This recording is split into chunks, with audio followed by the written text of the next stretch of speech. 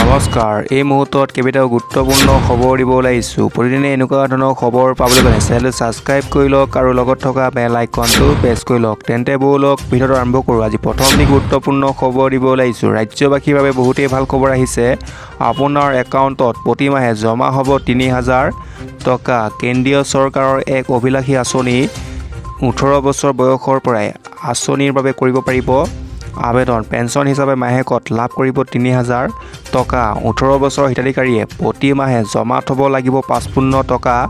৪০ বছৰ বয়সৰ হিতাধিকাৰীয়ে মাহিলী জমা থ'ব লাগিব ২০০ টকা। শ্ৰমিকৰ বৃদ্ধকাল সুৰক্ষাৰ বাবে কেন্দ্ৰীয় চৰকাৰৰ এই পদক্ষেপ ৬০ বছৰ বয়সৰ পৰাই শ্ৰমিকে লাভ কৰিব ৩,০০০কৈ টকা। প্ৰধানমন্ত্ৰী শ্ৰমযোগী মান-ধন পেঞ্চন আঁচনিৰ অধীনত লাভ কৰিব এই সুবিধা। যোগ্যতা চৰ্ত অসংগঠিত শ্ৰমিক যাৰ মাহিলী উপাৰ্জন ১৫,০০০তকৈ কম। আঁচনিৰ বাবে কেনেকৈ আবেদন কৰিব?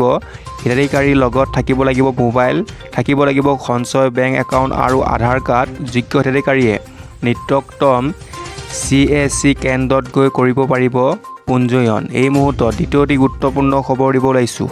বিহাৰৰ মুখ্যমন্ত্ৰী নীতিশ কুমাৰৰ পদত্যাগ কৰিলে বিহাৰৰ মুখ্যমন্ত্ৰী নীতিশ কুমাৰে। জনতা দলৰ নেতা তথা বিহাৰৰ মুখ্যমন্ত্ৰীগৰাকীয়ে ৰাজ্যপাল ফাগু চৌহানৰ হাতত অৰ্পণ কৰিলে পদত্যাগ পত্ৰ। বিহাৰৰ ১৬০গৰাকী বিধায়কৰ সমৰ্থন পত্ৰও প্ৰদান কৰে নীতিশ কুমাৰে। এই কেইগৰাকীয়ে বিচাৰিছে বিহাৰত নতুন চৰকাৰ।